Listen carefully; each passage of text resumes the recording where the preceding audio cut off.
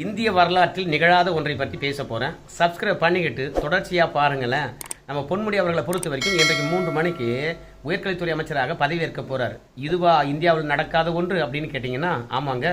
நீதிமன்றத்தால் நம்முடைய பொன்முடி அவர்கள் தண்டிக்கப்பட்டாரா இல்லையா? அவர் பதவி பறிப்போச்சா இல்லையா?